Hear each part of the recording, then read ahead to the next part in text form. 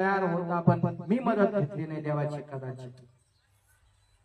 2026 मध्ये असा निर्णय घ्या, सुरुवातीपासून वर्षाच्या शेवटापर्यंत आणि जोपर्यंत माझ्या श्वासात श्वास आहे तोपर्यंत मी देवाच्या मदतीवर अवलंबून राहीन. आणि देव माझ्या जीवनाला, माझ्या घराला, माझ्या कुटुंबाला, माझ्या परिवाराला, माझ्या फॅमिलीला संकटातून, जाळ्यातून, शैतानाच्या मोकळं करेल. मला सगळं आमेन. आणि जाळ तोडणं सोपं नाही, पण देव तोडू शकतो. मला दोन आमेन. हा, मग जाळ्यात जर पाय अडकले असेल तर कोण सोडवीन? कोण सोडवीन? हे जाळ तोडण्याची ताकद कोणामध्ये आहे? म्हणून देवाच्या वचनामध्ये तुम्हाला आणि मला या ठिकाणी सुंदर वचन बघायला मिळत आहे. आणि या वचनामध्ये तुम्हाला आणि मला समजून येतं, कळून येतं की देवाविषयी तुम्हाला आणि मला 2026 मध्ये भीती बाळगायला पाहिजे.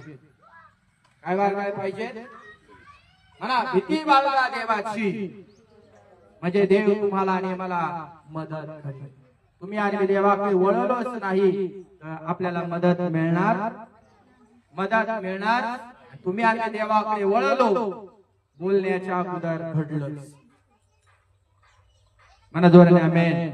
पुढे एक वचन वाचूया आपण स्तोत्रसंहितेच्या पुस्तकामध्ये 25वा अध्याय 15 वचन मध्ये काय लिहिलं आहे?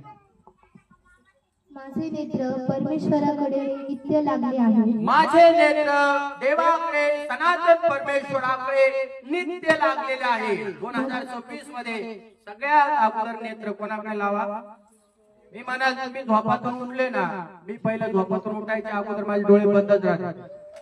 मी घरात कोणालाच बघत नाही कोण कसं झोपलेलं आहे. पहिलं मी देवाला पाहतो, डोळे बंद करून, आणि त्याच्या संग बोलायला मी चालू करतो. माझी प्रार्थना वगैरे झाली का, मग माझ्या शेजारी कोण आहे, पुढं कोण आहे, मागं कोण आहे, मग बघतो. हालेलुया.